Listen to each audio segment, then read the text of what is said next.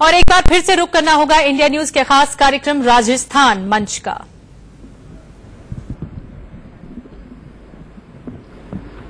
मैं कार्यक्रम शुरू करूं इससे पहले आपको बताना चाहता हूं कि बड़ी दिलचस्प चर्चा होने वाली है, क्योंकि खुद घनश्याम तिवारी जी यहां मौजूद हैं और राजेंद्र राठौर जी हैं।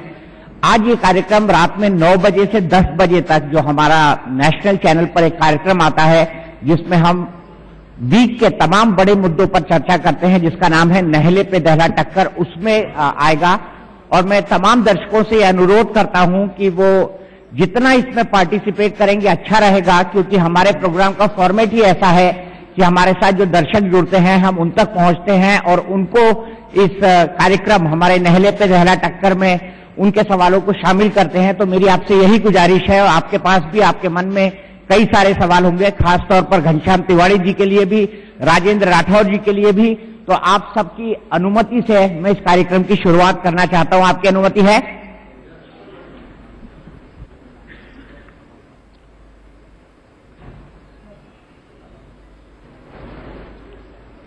नमस्कार, मैं हूं दीपक चौरसिया। आज राजस्थान के मंच का दिन है और हम हाजिर हैं नहले पे दहला टक्कर लेके जयपुर से। जयपुर में चुनावी बिसात बीत चुकी है। दिसंबर नवंबर में यहां पर विधानसभा चुनाव की बिसात बिछी हुई थी, लेकिन अब बारी लोकसभा चुनाव की है। बड़ा उलटफेर हुआ था राजस्थान में और अशोक गहलोत की सरकार आई थी, वसुंधरा राजे जी की सरकार गई थी, लेकिन इसका 2019 के लोकसभा चुनाव पर क्या असर पड़ेगा? और अगर मैं राजनीति की बात करूं तो राज्य में एक बहुत बड़ा राजनीतिक परिवर्तन हुआ है। घनश्याम तिवारी जी जो कि जिंदगी भर बीजेपी के साथ जुड़े रहे, अब वो कांग्रेस में शामिल हो गए हैं। तो मैं घनश्याम तिवारी जी के इस नए रोल के लिए आप सबसे उम्मीद करता हूं कि आप करतल ध्वनि से, तालियों से उनका इस नए रोल में स्वागत करें। घनश्याम तिवारी जी, आपका हमारे मंच पर भी बहुत बहुत स्वागत है। और मेरे साथ हैं राजस्थान की विधानसभा में विपक्ष के नेता और तेज तर्रार चेहरा राजेंद्र राठौर जी। सबसे पहले मैं घनश्याम तिवारी जी के पास ही आना चाहता हूं। तिवारी जी, जब आपको लोग कहते हैं कांग्रेसी नेता, तो आपको कैसा लगता है? बात यह है कि मैं बहुत लंबे समय तक भारतीय जनता पार्टी में रहा, पूरी जिंदगी लगभग, पूरी जिंदगी में, लेकिन पिछले 4 साल से मैं लगातार संघर्ष करता रहा। और 4 साल के संघर्ष के बाद मैंने अपनी एक पार्टी बनाई। पार्टी नहीं चली तो हमने तय किया कि राजस्थान में 2 दलीय व्यवस्था है, और इसलिए मैं कांग्रेस के साथ गया। आपको क्या लगता है, जिसकी आपने आइडियोलॉजिकल खिलाफत की, जिसकी आपने आइडियोलॉजिकल मुखालफत की, जिसको लेकर आप जिंदगी भर सड़कों पर और सड़क पर संघर्ष करते रहे, विधानसभा में संघर्ष करते रहे, उनके साथ एकाएक बैठ जाना आपको थोड़ा मिसमैच लगता है? एकाएक नहीं बैठा। मैंने 25 जून को जो पत्र लिखा, वो पत्र में मैंने स्पष्ट किया कि त्यागपत्र जब मैंने भारतीय जनता पार्टी से दिया था तो मैंने लिखा था कि मैं आपातकाल के खिलाफ लड़ा, लेकिन अब मुझे अघोषित आपातकाल नजर आ रहा है और इसलिए मैं भारतीय जनता पार्टी से त्यागपत्र दे रहा हूं। किसकी वजह से आपको अघोषित आपातकाल लगता है? वसुंधरा जी की वजह से या और किसी की वजह से? मैंने उसमें दोनों बातें लिखी थी, राजस्थान का भी लिखा था और केंद्र का भी लिखा था। आपने किसको जिम्मेदार ज्यादा ठहराया था? मैंने अमित शाह जी को पत्र लिखा था जी, और मैंने कहा था कि मैंने भिन्न भिन्न मुद्दे उठाए हैं। जैसे मैंने काले कानून का मुद्दा उठाया था, गेग का कानून बना था यहां पर, मैंने उठाया विधानसभा में और अंत में सरकार को उसको वापस लेना पड़ा। मैंने मुख्यमंत्रियों को आजन्म सुविधा देने की बात का विरोध किया विधानसभा में। विधानसभा के बाहर मैंने आंदोलन भी किया और अंत में अभी राजस्थान के हाईकोर्ट में वर्तमान सरकार के एक एडवोकेट जनरल ने कहा कि यह कानून अनकॉन्स्टिट्यूशनल है। तो ऐसे बहुत से मुद्दे थे जिन मुद्दों को मैंने उठाया और उन मुद्दों को लेकर मैं सड़क पर गया और उन मुद्दों के कारण से मुझे पार्टी छोड़नी पड़ी। अघोषित आपातकाल राजेंद्र राठौर जी लगा हुआ है। इस अघोषित आपातकाल के घनश्याम तिवारी जी के आरोप को आप किस तरह से लेते हैं और किस तरह से घनश्याम तिवारी जी के इस आरोप का जवाब देंगे वो साथी जो जिंदगी भर आपके बगल की टेबल पर बैठे थे? मैं तो यही कहूंगा, क्या से क्या हो गया बेवफा, इतना लंबा साथ रहा। आगे भी बोल दीजिए, बेवफा तेरे प्यार में, ये भी बोल दीजिए। छात्र राजनीति में था तो घनश्याम तिवारी हमें हमेशा परिवारवाद के खिलाफ संघर्ष के लिए आगाज किया करते थे। और दीनदयाल जी के नाम पर जो पूरे राजस्थान में आपने एक विचारों के आधार पर एक राजनीतिक दल बनाया, मैं समझता हूं, घनश्याम जी से पूछूंगा, आज भी वो दल कायम है।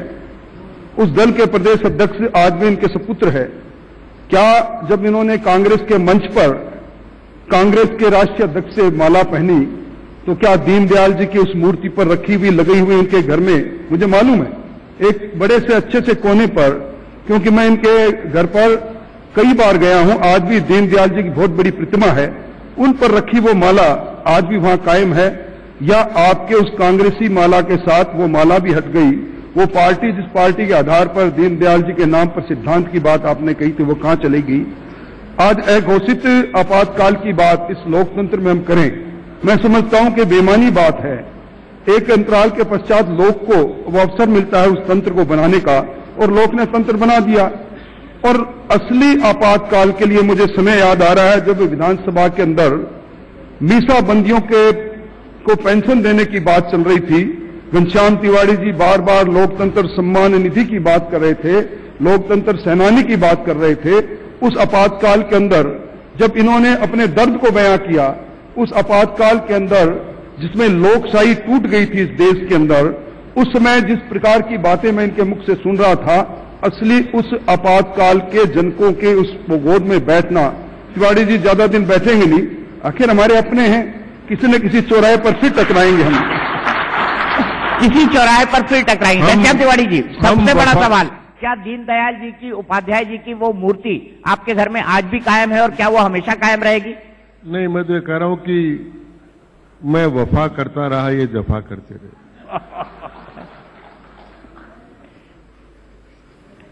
तो मेरे सवाल का जवाब नहीं दिया। माननीय दीनदयाल जी की वो मूर्ति आपके घर में लगी है और लगी रहेगी? घर पर है, लगी रहेगी? हाँ, लगी रहेगी। तो मैं आपसे ये जानना चाहता हूं, आइडियोलॉजिकल धूल विरोधियों के साथ में जाना और राहुल गांधी जिंदाबाद आपको कहना पड़ेगा, आपको ये भी कहना पड़ेगा चौकीदार के बारे में कांग्रेस का नारा, जब आप कहेंगे तो आपकी जुबान नहीं लड़खड़ाइए। देखिए, मैं बहुत साफ स्पष्ट शब्दों में कह रहा हूं, दो प्रकार का भारतीय लोकतंत्र में इस समय जो चुनाव होने वाला है, उस समय जो महत्वपूर्ण मुद्दे हैं, उन मुद्दों के कारण से मैं कांग्रेस पार्टी में गया। वो मुद्दे सब जानते हैं कि रिजर्व बैंक ऑफ इंडिया की क्या हालत हुई, सब जानते हैं कि ईडी की क्या हालत हुई, सब जानते हैं कि सीबीआई की क्या हालत हुई, सब जानते हैं सीबीसी की क्या हालत हुई, सब जानते हैं कि लोकपाल की नियुक्ति किस प्रकार से हुई, सब जानते हैं इन बातों को। ये आधार स्तंभ है भारतीय लोकतंत्र। तो जिस समय लोकतंत्र टूट रहा था आपातकाल में, उसलिए भी लड़ा था, और अब जब लोकतंत्र की जड़ें खोदी जा रही तब भी लड़ रहा हूं। तो मैं रक्षक के, लोकतंत्र के रक्षक के रूप में गया, और कोई राजस्थान में दूसरा दल और कोई है नहीं। नहीं, मैं आपसे ये जानना चाहता हूं, जो मैंने सवाल आपसे पूछा कि जब आप कांग्रेस के लिए वोट दो कहेंगे तो कहीं आपके मुंह से ये तो नहीं निकल जाएगा भाई बीजेपी के लिए भी दे दो? ये नहीं कहूंगा। तो इसलिए नहीं कहूंगा, जुबान है फिसल जाती है। पिछले 5 साल जिंदगी भर की कमाई है कि बीजेपी के लिए वोट दो, कहीं मुंह से निकल तो नहीं जाएगा? ये बीजेपी के सोचने की बात है कि जिंदगी भर की कमाई जिस आदमी ने उनके साथ की, उसको ये कदम क्यों उठाना पड़ा, ये उनके सोचने की बात है। अगर ये थोड़ा सा भी अपने कलेजे पर हाथ रखकर सोच लेंगे तो उसमें उनको मेरा दर्द समझ में आ जाए। मैं अभी बोल देता हूं, राजेंद्र जी कलेजे पे हाथ रखिए और सोचिए कि घनश्याम तिवारी जी जो राजेंद्र राठौर जी को कह रहे हैं उसमें कितना दम है। क्या वाकई ये बीजेपी के लिए सोचने की बात है कि आखिर घनश्याम तिवारी जैसा नेता क्यों कांग्रेस के अंदर शामिल हुआ? देखिए, मैं उन दिनों से घनश्याम तिवारी जी को जानता हूं जब पूरे देश में नारा लगता था, जनसंघ के लिए किस दिए में तेल नहीं, सरकार चलाना खेल नहीं, और आज यकायक व्यक्तिगत टकराव के कारण से घनश्याम जी ने ये निर्णय लिया। मैं समझता हूं, मैंने पहले भी कहा था, मैं इनको एक राजस्थान का नहीं देश का अच्छा पार्लियामेंट्रियन मानता हूं। आज भी इनकी बहसों को हम बड़े अच्छी तरह पढ़ने का काम करते हैं, पर एक छोटे से मोड़ पर आके अपना पूरा गुमनामी के जिंदगी में जाने का काम उस महासमुंदर में कूदे हैं। और मैं समझता हूं जिस परिवारवाद के खिलाफ आपने हमेशा बात कही, आज उसी परिवारवाद के एक ऐसे नेता जिनका पूरा जीवन दूसरे देशों में बीता, जो हमारी संस्कृति से जिनका लेना देना नहीं, हिंदुस्तान के गांव से जिनका पीछे नहीं, और उस पार्टी को आपने छोड़ा है। एक चाय बनाने वाला व्यक्ति, यही लोकतंत्र का ही कमाल है। ये पार्टी के आंतरिक लोकतंत्र की परिकल्पना को साकार होते हम जब देखते हैं, जब एक चाय बनाने वाला व्यक्ति गुजरात का मुख्यमंत्री बने और गुजरात के मुख्यमंत्री से उनके कदम देश के प्रधानमंत्री तक चले जाएं। मैं समझता हूं सच्चा लोकतंत्र यही है। घनश्याम तिवारी जी आज निश्चित तौर पर कांग्रेस के नेता के नाम से जब पुकारा तो इनके बोझिल कदम मैं देख रहा था। कदम उठ रहे थे, पर कदम मंच पर आने से पहले कदमों में वो तेजी, वो तीखापन नहीं था जो हमेशा घनश्याम तिवाड़ी के नाम से हुआ करता था। फिर भी मैं तो ये कहूंगा, सुबह का भूला शाम को घर आ जाए, क्योंकि जितना संघर्ष इन्होंने किया है हमारी शेखावाटी के अंदर, जनसंघ और भारतीय जनता पार्टी के जमाने में इनका एक योगदान रहा है। तो अब भी निर्णय आदमी लेता है, कई बार किसी भावुकता से लेता है। मैं तो इस मंच से अपील कर रहा हूं उनको, आओ फिर लौट चलो अपने घर की ओर। आओ फिर लौट चले तिवारी जी। मैं राजेंद्र जी, क्या ये कदम सुबह का बोला शाम को घर वापस जाएगा मैं राजेंद्र जी बीजेपी के घर? मैं राजेंद्र जी को तो बहुत बहुत धन्यवाद देता हूं। ये मेरे मित्र भी हैं, छोटे भाई भी हैं, इनकी भावनाओं की कदर भी करता हूं। लेकिन इनको एक बात कहना चाहता हूं कि मेरी वो आदत नहीं है कि चलते समय मेरे कदम लड़खड़ा जाएं। वो प्रवृत्ति से मैं दूर हूं। राजेंद्र जी, मैं आपकी पूरी बात को सुन नहीं पाया। कौन सी प्रवृत्ति? मैं वो आप कह रहे थे कि जब घनश्याम जी चलते वक्त कदम लड़खड़ा जाए, उस प्रवृत्ति से दूर है वो। तो मेरे का वो कदम लड़खड़ाने वाली बात मेरे अंदर जाते नहीं थे। तो जिस तरफ आप देख रहे हो इस हिंदुस्तान के अंदर हमारे देवी देवताओं के समय से भी सुरापान की बात हम सुना करते थे, ऐसी कोई बड़ी बात नहीं। खैर मैं ये कहूंगा कि कदम आपके लड़खड़ाए या नहीं लड़खड़ाए, मुझे तो देख रहे हो इस हिंदुस्तान के अंदर हमारे देवी देवताओं के समय से भी सुरापान की बात हम सुना करते थे, ऐसी कोई बड़ी बात नहीं। खैर मैं ये कहूंगा कि कदम आपके लड़खड़ाए या नहीं लड़खड़ाए, मुझे तो सिर्फ एक बात का बता दो। एक रजिस्टर्ड राजनीतिक दल है दीनदयाल वाहिनी, आज भी राजस्थान के निर्वाचन में उसका रजिस्ट्रेशन है। क्या आप तो खुद संविधान को पढ़ने वाले व्यक्ति हो, बिना पार्टी को विलय किए आपको किसने अधिकार दे दिया था कि आप पार्टी के संस्थापक के रूप में उन सारे लोगों को जो दीनदयाल जी के सिद्धांत को लेकर पूरे राजस्थान में अलग अलग जगह पर थे, उनसे बिना पूछे उनकी भावनाओं को आहत करके आप एक ऐसी पार्टी और ऐसे नेता जहां एक तरह से इंटरनल डेमोक्रेसी अगर किसी पार्टी में हिंदुस्तान में नहीं है तो उसका नाम कांग्रेस है, जो कपोल कल्पित बातें करती है बिना आधार पर, जिस प्रकार के सगुफे फेंकने का काम कांग्रेस कर रही है, उस कांग्रेस से घनश्याम जी कितने दिन का सफर रहेगा आपका? घनश्याम जी, मेरा सवाल इसके सप्लीमेंट करते हुए, क्या आपको लगता है कि कांग्रेस में वंशवाद है?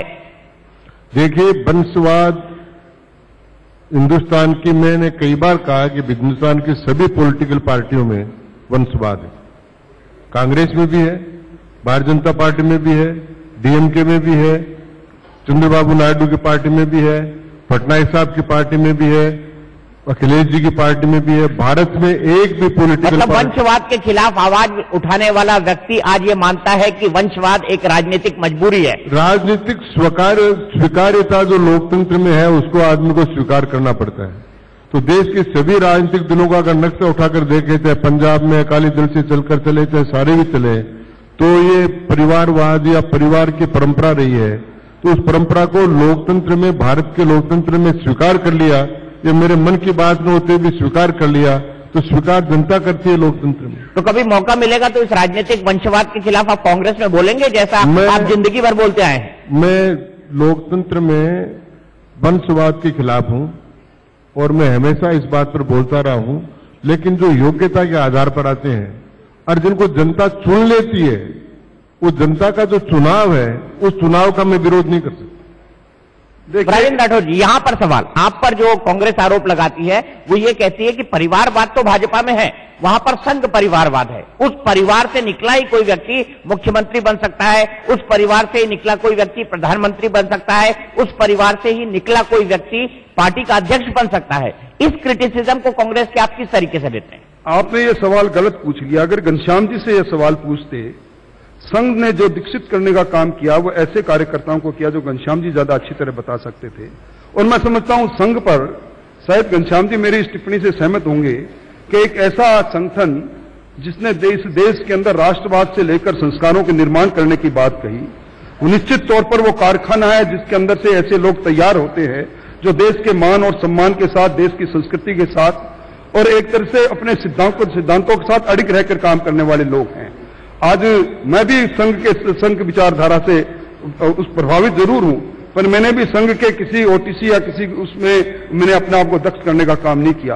पर जब नजदीकियों से जाकर इस संगठन को देखते हैं तो लगता है कि निश्चित तौर पर ऐसे संगठन आज की आवश्यकता है, कल की आवश्यकता है, और इन्हीं संगठनों के आधार पर हमारा ये देश एक बार पूर्ण वैभव पर पहुंचेगा और हम फिर कह पाएंगे कि हमारी संस्कृति इस विश्व में सबसे अच्छी संस्कृति है।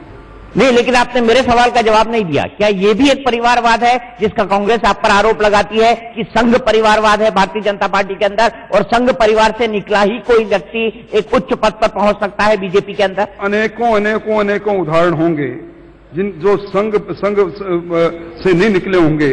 यहां योग्यता एक मापदंड है, और निश्चित तौर पर संघ ने जिनको दीक्षित किया, अगर उन्हें योग्यता है तो उनको आगे बढ़ने का मौका मिला है। इसमें आप इसको एक तरह से परिवारवाद और संघवाद को एक साथ जोड़कर देखना मैं समझता हूं बेईमानी होगा। क्या संघ की अच्छी टीचिंग्स को आप कांग्रेस के नेताओं को समझाएंगे जो आपको मिली हैं? प्रयत्न करूंगा। प्रयत्न करेंगे आप? तो आप मुझे बताइए कि संघ में सबसे अच्छी बात क्या है जो आप कांग्रेस के नेताओं को समझाना चाहेंगे, जो कांग्रेस हमेशा से संघ परिवार की धुर विरोधी रही है। अगर उनके आइडियोलॉजिकल डिफरेंसेस किसी से हैं तो वो संघ परिवार से, बीजेपी से कम है। संघ परिवार से उनके आइडियोलॉजिकल डिफरेंस है, लेकिन संघ ने जो छुआछूत समाप्त करने का और जातीयता समाप्त करने का काम किया, वो बहुत बड़ा काम है। तो आज भी आप संघ की तारीफ कर रहे हैं कांग्रेस में होते हुए? इस काम को तो मैं लेकिन पार्टी कार्रवाई कर सकती है। घनश्याम तिवारी जी, पार्टी कार्रवाई कर सकती है अगर आपने संघ परिवार का समर्थन किया। कांग्रेस पार्टी 50 साल तक जिसमें जा रहा हूं, मैं विचारधारा में संतुष्ट था, इसलिए तो रहा। लेकिन अब लोकतंत्र को जो खतरा पैदा हुआ है, उस लोकतंत्र की रक्षा के लिए मैं कांग्रेस में आया हूं। पर मैं बीच में बोलूंगा, घनश्याम जी बड़ी रिस्क ले लिया आपने, बड़ा खतरा मोल ले लिया। बात निकलेगी तो बहुत दूर तलक जाएगी। ये यहां से बात राहुल गांधी जी के कानों में पहुंच गई। संघ की आप प्रशंसा कर रहे हो और कांग्रेस को संघ के ढांचे में डालने की बात कर रहे हो। मैं समझता हूं अभी पांव जमे नहीं। ये मैंने छोटे भाई के रूप में आपको सलाह दी है, अभी पांव जमे नहीं, और आपने इस पूरे कांग्रेस में संघ के उन संस्कारों को डालने की बात कर दी, तो अगर ये बात आगे नहीं बढ़ी तो ज्यादा अच्छी रहेगी। नहीं, तिवारी जी, इसको हमारे यहाँ कहते हैं उल्टा बयाना ले लिया कि आप अभी नए गए हैं कांग्रेस के अंदर और नए जाकर कांग्रेस को यह समझा रहे हैं कि संघ की अच्छी बातें सीखो। नहीं, मैंने जो कुछ अच्छा सीखा वो किसी से भी सीखा हो, गुरु कोई भी हो सकता है। जो बात अच्छी मैंने सीखी है वो बात मैं सबको बताऊंगा, लेकिन मैंने जो मूल प्रश्न उठाया है वो लोकतंत्र की रक्षा का उठाया है, और लोकतंत्र की रक्षा के लिए मैं वहां पर गया हूं, क्योंकि इस समय लोकतंत्र की संस्थाओं को नष्ट करने के खिलाफ कांग्रेस पार्टी अपनी आवाज बुलंद कर रही है, और उस आवाज की बुलंदी के साथ में हूं। मैं उस सवाल पर जाऊंगा। मुझे ये बताइए कि राहुल गांधी अगर आपके सामने हो, और आप तो उनके उपस्थिति में ही पार्टी के अंदर शामिल हुए थे, मैं आपसे ये जानना चाहता हूं कि राहुल गांधी अगर आपके सामने हैं और वो कहते हैं आपको कि संघ की 2 अच्छी बातें बताओ, तो आप आगे जाकर संघ की कौन सी 2 अच्छी बातें राहुल गांधी को समझाने की कोशिश करेंगे? मैं कहूंगा कि मुझे देख लो, मैं ये अच्छा हूं। तो फिर कहीं वो तो ये नहीं, राहुल गांधी जी ये तो नहीं कह देंगे कि ये तो बड़ी गलती हो गई हमसे, रॉन्ग नंबर डायल हो गया घनश्याम तिवारी जी के रूप में? मैं आया हूं और इसलिए अच्छी बात है कि मैं लोकतंत्र की रक्षा के लिए आया हूं। लोकतंत्र की रक्षा, राजेंद्र राठौर जी, ये बड़ा सवाल है जो कांग्रेस पूरे चुनाव में उठा रही है कि लोकतांत्रिक संस्थाओं को बीजेपी धीरे धीरे खत्म करने का काम कर रही है, चाहे वो सीबीआई हो, चाहे वो लोकपाल हो, चाहे वो सुप्रीम कोर्ट हो, चाहे वो ईडी हो, चाहे वो इन्वेस्टिगेशन की बाकी एजेंसीज हो। मैं समझता हूं कि संविधान का अपमान करने का काम हमारे संवैधानिक जो संस्थाएं हैं उन पर प्रश्न चिन्ह लगाकर हम कर रहे हैं। जब कभी भी कांग्रेस पार्टी चुनाव जीतती है तब उन्होंने ईवीएम की बात नहीं की, और जब कभी भी हारती है तब उनको मशीनों में भी गड़बड़ नजर आती है। आज सर्वोच्च न्यायालय के निर्णय पर अगर हम इस प्रकार की टीका टिप्पणी करने लग जाएंगे तो कहीं हमारा संघीय ढांचा नहीं चरमरा जाएगा। जिस सीबीआई की बात आज कांग्रेस पार्टी कर रही है, कभी वो central bureau of investigation for Congress के नाम से भी विख्यात था। मैं समझता हूं कि इन संस्थाओं के साथ आज यही तो है हमारे लोकतंत्र की खूबी, हमारे संविधान जो हमारा फेडरल सिस्टम है उसी की खूबी यही है। आज हमारे देश के अंदर जो हमारा लोकतंत्र है, आज विश्व बड़े सम्मान से हमारे लोकतंत्र को देख रहा है, हमारी लोकतंत्र संस्थाओं को देख रहा है। हम अपने किसी निर्णय पर, अपने मनचाही बात नहीं होने पर हम किसी की आड़ में लेकर संवैधानिक संस्थाओं पर हमला करने की कोशिश करें और उन्हीं संस्थाओं पर हमला करने की कोशिश करें जिनको कालांतर के अंदर हमने बड़ी प्रशंसा जिनकी की है। मैं समझता हूं ये राजनीतिक चश्मा उतार कर अलग रख देना चाहिए। आपने गलत राजनीतिक चश्मा लगा लिया। आप एक एग्जाम्पल बताइए जिसके चलते लोकतांत्रिक संस्था किसी 5 साल में खत्म हुई हो, इस वक्त ठीक से फंक्शन न कर पा रही हो। देखिए, सबसे पहला उदाहरण तो रिजर्व बैंक ऑफ इंडिया का है। 1935 में सर, नोट आपकी जेब में है?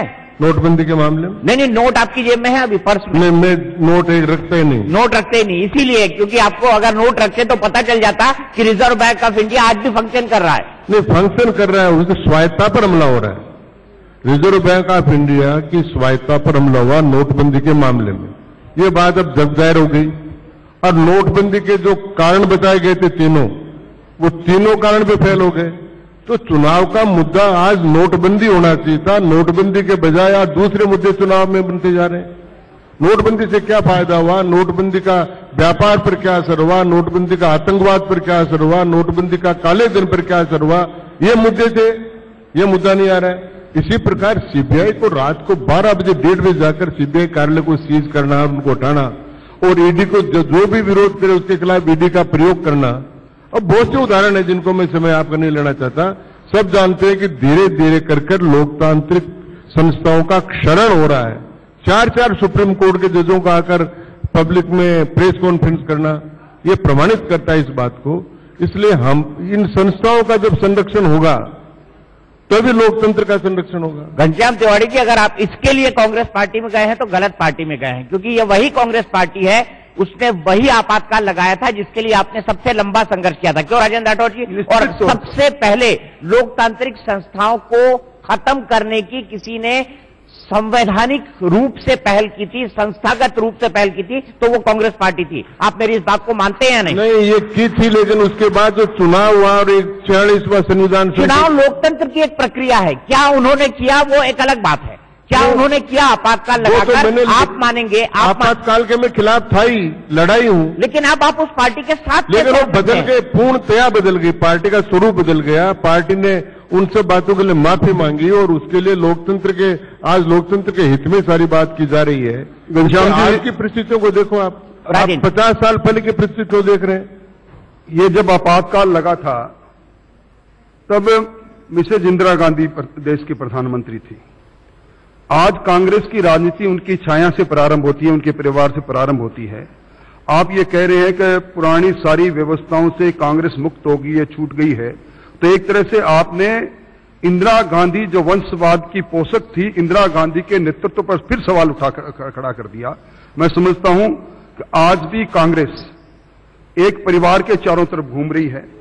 नोटबंदी का फैसला एक इतना बड़ा फैसला था।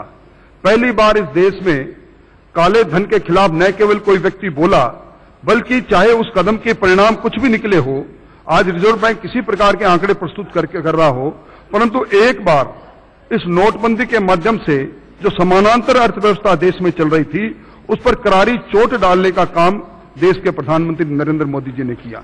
इसको देश पर ही चुनाव होना चाहिए देश में रहा है।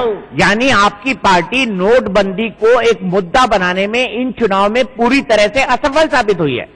नोटबंदी का मुद्दा बनना चाहिए इस देश में। नहीं, पर बन कहां पा रहा है? मुद्दे तो दूसरे हैं चुनाव में। आपके लोग ही रोजगार के मुद्दा उठा रहे हैं, आपके लोग ही उठा रहे हैं कि आपने जैसा कहा संवैधानिक संस्थाएं खत्म हो रही है, आपके लोग ही उठा रहे हैं किसानों की हालत खराब है, आपके लोग ही उठा रहे हैं रोजगार नहीं हो रहा है। नोटबंदी तो नेपथ्य में चला गया, जिसको आप सबसे बड़ा मुद्दा बता रहे हैं। लेकिन ये चुनाव में मुद्दा आएगा, बेरोजगारी भी आएगा, किसानों की समस्या भी आएगी। ये देश के ज्वलंत मुद्दे हैं जिन मुद्दों के ऊपर चुनाव होना है और देश को खींचकर इन्हीं मुद्दों की तरफ चुनाव की ओर जाना चाहिए।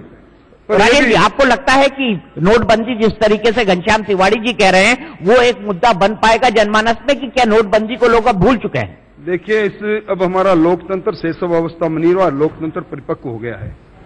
5 दशक तक इस देश के अंदर एक ही परिवार की 4 पीढ़ियों ने अलग अलग समय पर शासन किया या राजनीतिक धुरी बनी रहे।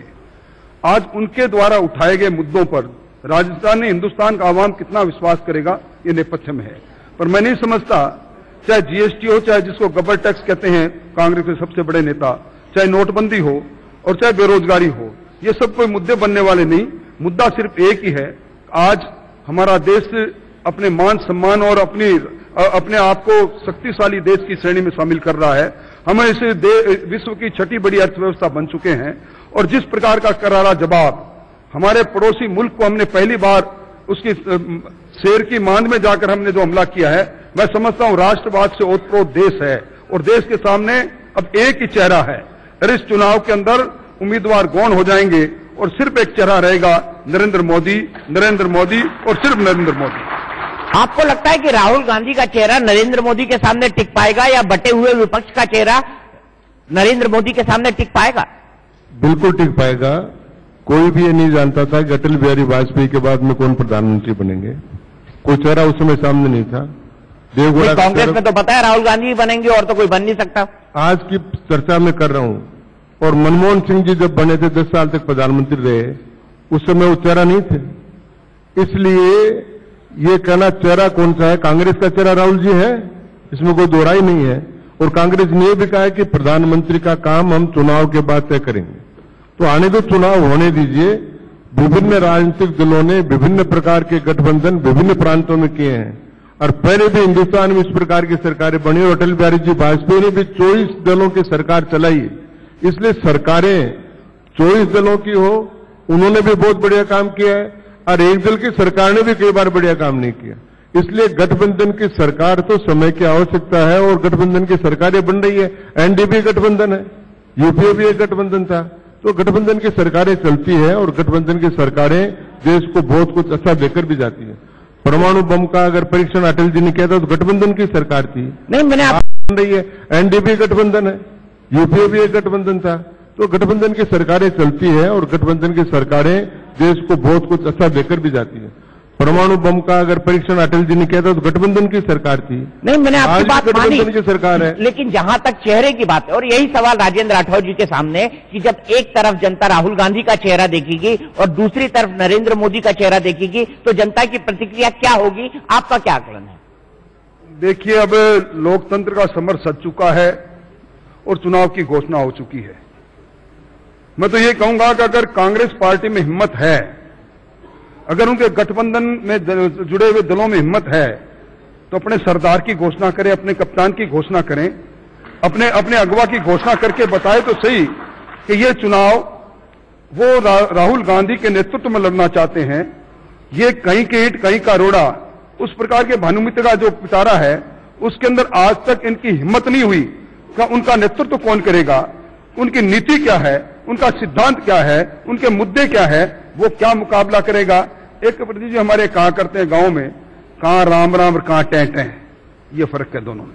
राम राम और टेटे का फर्क है। घनश्याम तिवारी जी, क्यों नहीं कांग्रेस पार्टी ये कह देती कि राहुल गांधी हमारे प्रधानमंत्री पद के उम्मीदवार हैं और राहुल गांधी की लीडरशिप में तो आप चुनाव लड़ रहे हैं, लेकिन अगर सरकार बनी तो वही प्रधानमंत्री बनेंगे।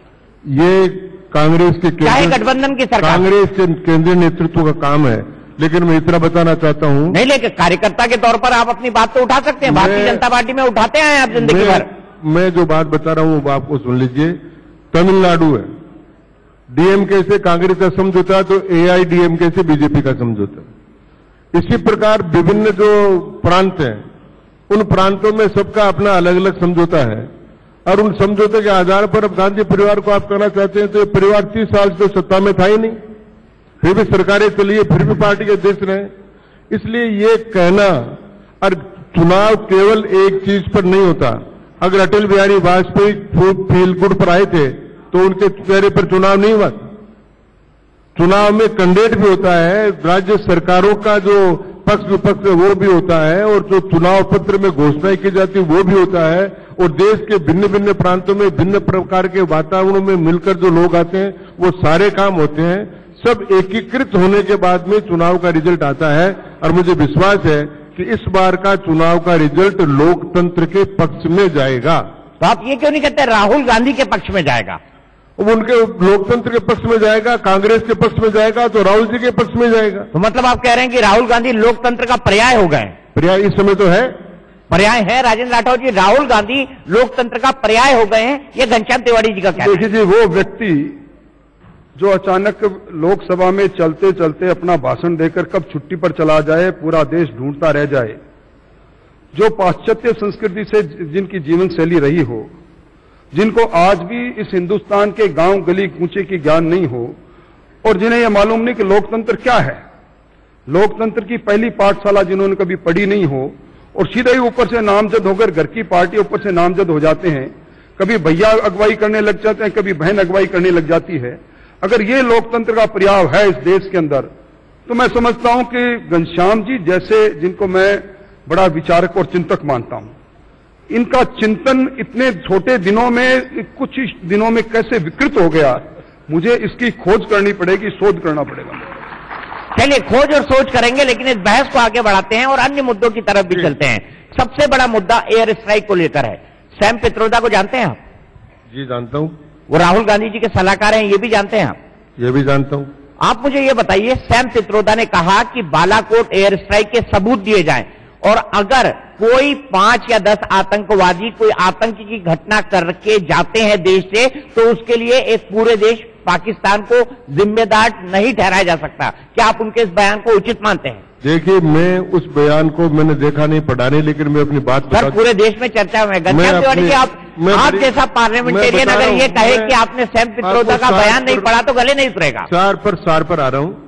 मैं ये मानता हूं कि भारत में जितनी घटनाएं हो रही हैं, चाहे बंबई की घटना हो, चाहे पुलवामा की घटना हो, चाहे उरी की घटना हो, उन सब घटनाओं में पाकिस्तान का हाथ है और पाकिस्तान के जो आतंकवादी गुट काम कर रहे हैं उनका हाथ है और उसके खिलाफ सारे राष्ट्र को एकजुट होकर बात करनी चाहिए। तो आप ये सलाह सैम पित्रोदा को देंगे? टेलीफोन कर दीजिए उनको, मोबाइल नंबर नहीं हो तो मैं देता हूं। आप मेरी तरफ से कर दें जी, आप मेरी तरफ से कर दें कि नहीं, मैं क्यों करूं सर? आप उनकी पार्टी के नेता हैं, मैं तो एक पत्रकार हूं, मेरा काम तो 4 सवाल पूछना है और जनता के सामने इस बात को रखना कि क्या सच है और क्या गलत। मैंने जवाब दे दिया कि मैं उनके इस विचार से सहमत नहीं हूं। नहीं, अगर आप मैं जानता हूं कि भारत में जितनी आतंकवाद की घटनाएं घटी है, वो जैसे मोहम्मद हो चाहे कोई हिजबुल मुजाहिदीन हो, इन सबका हेडक्वार्टर पाकिस्तान में है और सारा दुनिया इस बात को जानती है और इन सारी घटनाओं के लिए पाकिस्तान जिम्मेदार है। आप पत्र तो बड़ा अच्छा लिखते हैं, नहीं कुछ तो एक ईमेल ही लिख दीजिए या पूछ लीजिए सैम पित्रोदा का मोबाइल नंबर क्या है, उनको बता दीजिए कि भारत में जितनी घटनाएं हुई है उसके पीछे पाकिस्तान का हाथ है। अब वो कांग्रेस पार्टी ने भी उनके स्टेटमेंट को एक दिया, बताया कि वो उनका व्यक्तिगत राय है। व्यक्तिगत राय है क्या राजेंद्र राठौर जी? इतने बड़े राष्ट्रीय मुद्दे पर क्या किसी की व्यक्तिगत राय हो सकती है? और घनश्याम तिवारी जैसे नेता क्यों सैम पित्रोदा का बचाव करने की कोशिश कर रहे हैं? मैं बिल्कुल बचाव नहीं कर रहा हूं। सैम बचाव कर रहे हैं सर आप?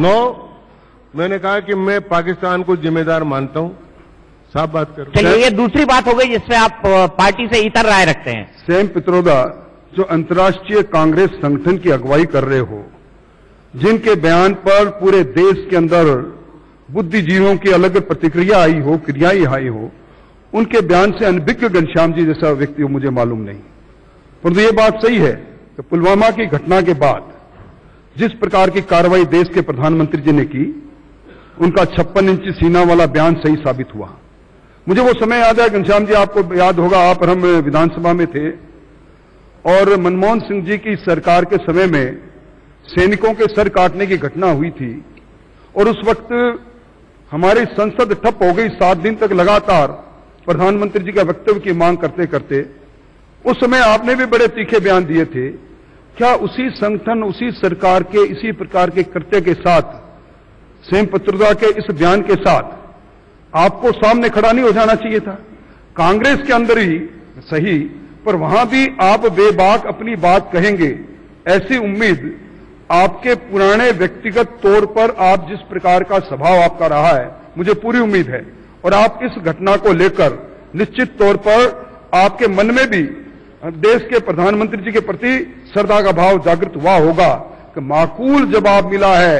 पड़ोसी मुल्क जो एक तरह से आतंकवाद की फैक्ट्री बन गया था, उसको माकूल जवाब मिला है। घनश्याम तिवारी जी बताइए, क्या आप गलत को गलत कहने की ताकत रखेंगे कांग्रेस के अंदर, जो ये कह रहे हैं कि सैम पित्रोदा गलत है तो गलत है? मुझे अभी कांग्रेस में 26, 27, 28, 29 3 ही दिन हुए।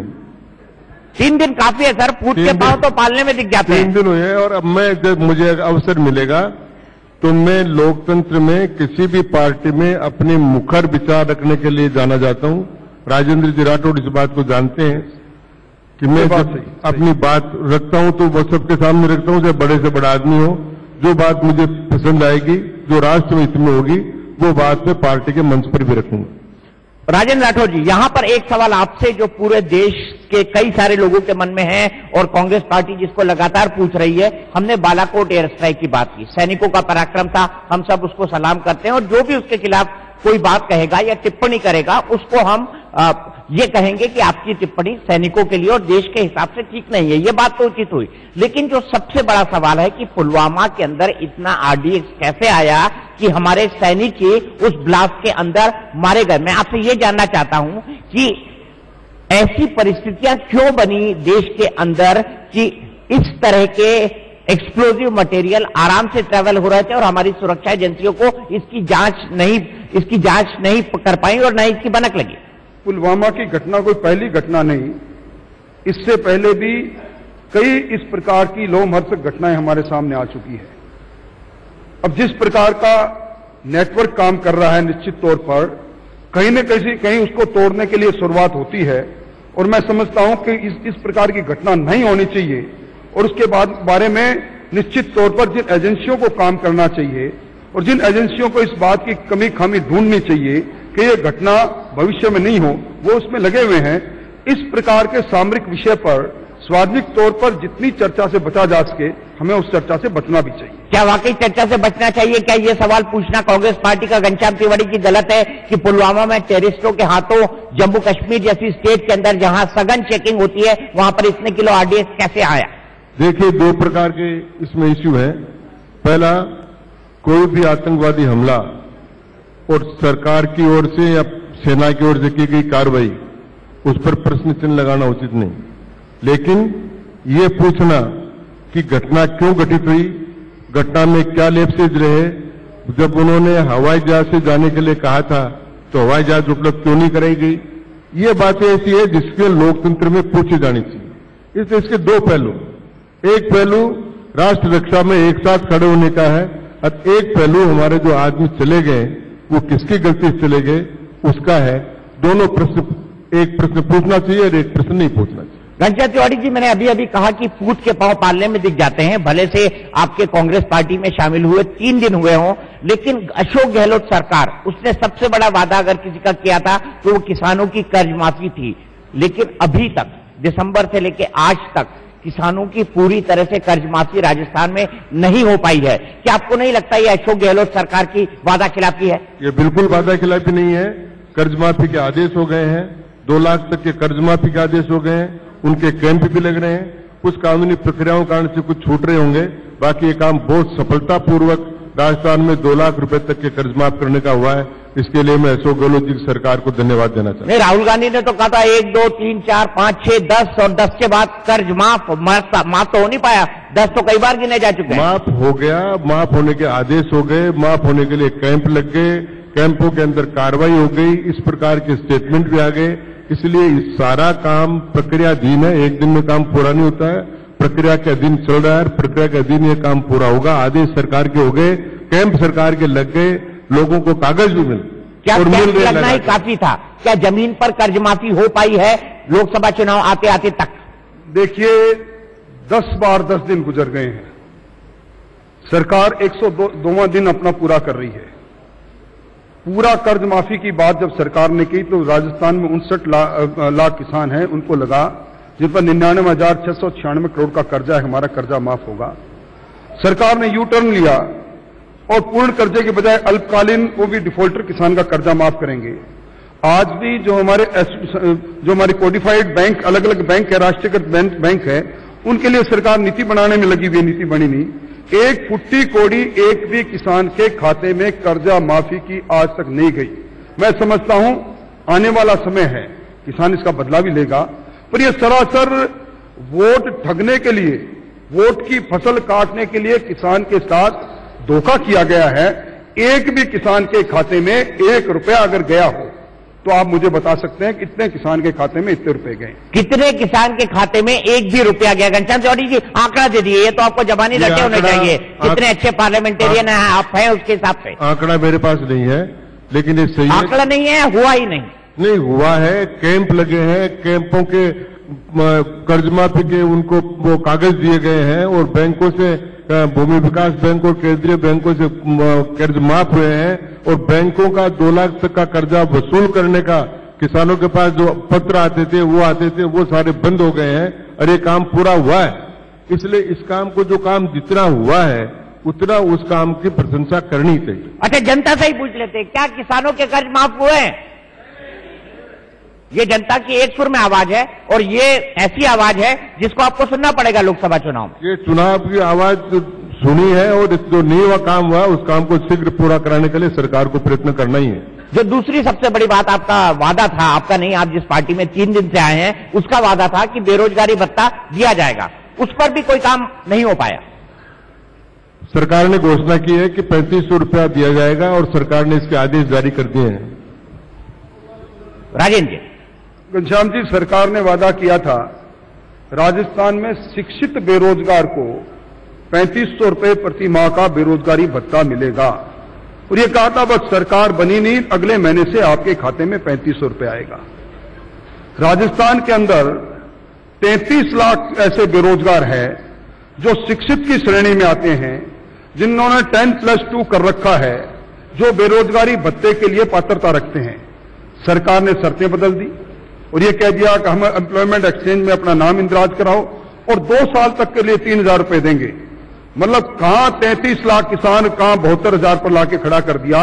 और एक नया पैसे का अगर भत्ता राजस्थान में किसी बेरोजगार को मिला है तो मैं राजनीतिक रूप से जो दंड मुझे ये मंच देगा वो दंड लेने के लिए तैयार बैठा हूं। घनश्याम जी, जो दंड देगा वो लेने को तैयार है राजेंद्र राठौर। सरकार ने घोषणा की, सरकार ने घोषणावीर तो सभी सरकारें होती है घनश्याम तिवारी जी, घोषणावीर तो सभी सरकारें होती है, लेकिन जमीन पर क्या गया? जमीन पर उन्होंने नियम बना दिए, प्रावधान कर दिए।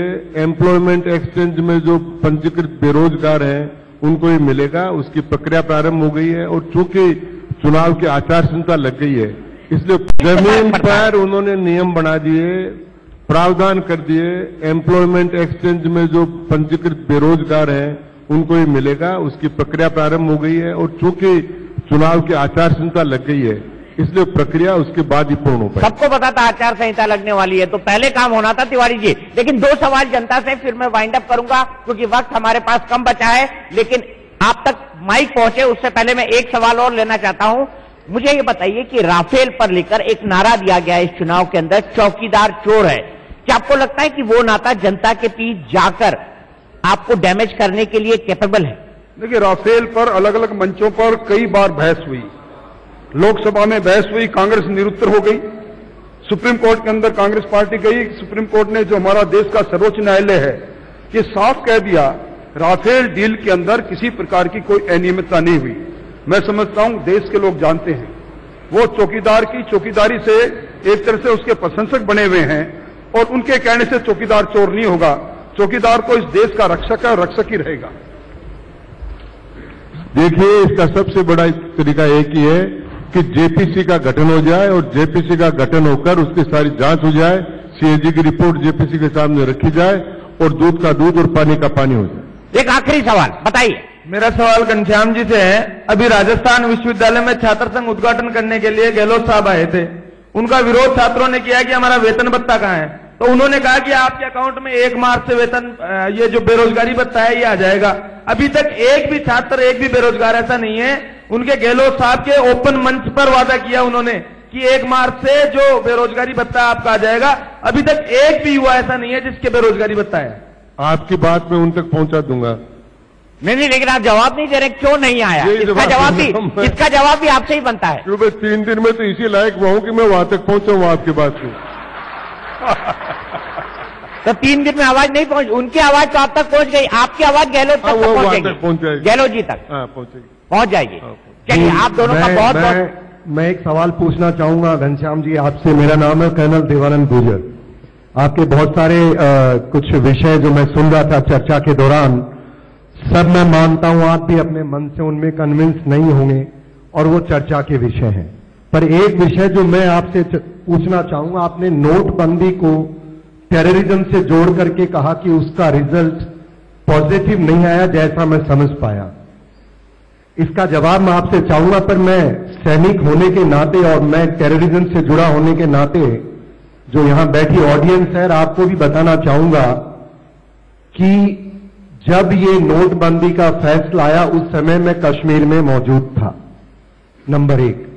नंबर 2, इस फैसले के कारण सामरिक दृष्टि से, जैसे अभी हमारे राठौर साहब बता रहे थे कि सारी चर्चा नहीं की जा सकती, पर मैं इतना आपको भरोसा दिला सकता हूं, उसने उग्रवाद की कश्मीर में कमर तोड़ी थी। ठीक है घनश्याम तिवारी जी, मैं उग्रवाद आपसे जानना चाहूंगा, मैं आपसे जानना चाहूंगा आप कौन से तथ्य बताना चाहते हैं, कौन सा टेररिज्म का आपका नॉलेज आप मेरे से शेयर करना चाहेंगे जनता से, जो ये प्रूव करे, ना कि एक पॉलिटिकल स्टेटमेंट हो। Thank you. Reserve bank of India की जो रिपोर्ट है, वो रिजर्व बैंक ऑफ इंडिया की रिपोर्ट ही आपके प्रश्न का जवाब है, जिसमें इन तीनों बातों की चर्चा करके कहा गया है कि नोटबंदी इन तीनों कामों में पूर्णतः विफल हो गई है। ऐसी कोई रिजर्व बैंक की रिपोर्ट है भी क्या? जी हाँ है। रिजर्व बैंक ने कहा कि 99.1% रुपए जमा हो गए, कालाधन का काम नहीं हुआ, जो नोट छपे थे फर्जी टेरर फंडिंग के लिए वो 24.9% बढ़ गए हैं, और इसके अलावा आतंकवादी घटनाओं को तो हम लगातार देखते ही जा रहे हैं। देखिए, आतंकवाद की घटना पर अगर रिजर्व बैंक ऑफ इंडिया अपनी टिप्पणी करे, मैं इसको सही नहीं मानता, ना इन्होंने टिप्पणी की है। सिर्फ उन्होंने एक टेरर फंडिंग कि कितना पैसा नोटबंदी के समय में वो तो किया था फिगर, वो कितना वापस सर्कुलेशन में आ गया, उस बात को लेकर अगर आप उसकी समीक्षा करें या उस पर व्याख्यान करें तो दूसरी बात है, पर रिजर्व बैंक को यह अधिकार ही नहीं कि वो नोटबंदी और टेररिज्म की बात को जोड़कर कोई बात कहे। ठीक है, हमारी नहले पे दहला टक्कर की हम समाप्ति यही करते हैं। आज हमारे 2 महत्वपूर्ण नेता थे हमारे मेहमान, घनश्याम तिवारी जी जो कि 3 दिन पहले ही कांग्रेस में आए हैं, जिंदगी भर भारतीय जनता पार्टी में रहे, उनके विचार आपने सुने। राजेंद्र राठौर जी जो कि भारतीय जनता पार्टी के सदन में उपनेता हैं, उनके विचार सुने। लेकिन चुनाव के अंदर और खास तौर पे भारत जैसे वाइब्रेंट लोकतंत्र के अंदर हर मुद्दे पर बहस होनी चाहिए, हर मुद्दे पर चर्चा होनी चाहिए, हर की बात सुनी जानी चाहिए। लेकिन हम आप चाहते हैं कि आप अपनी राय उसी बात पर बनाएं जिससे आप खुद कन्विंस हो पाए। हमारी खास पेशकश में आज के लिए जयपुर से इतना ही, लेकिन इंडिया न्यूज पर खबरों का सिलसिला लगातार जारी है। तो दिन भर इंडिया न्यूज पर आप देखेंगे राजस्थान से मंच कार्यक्रम। एक छोटे से ब्रेक लिए रुक जाते हैं, आप बने रहिए इंडिया न्यूज के साथ।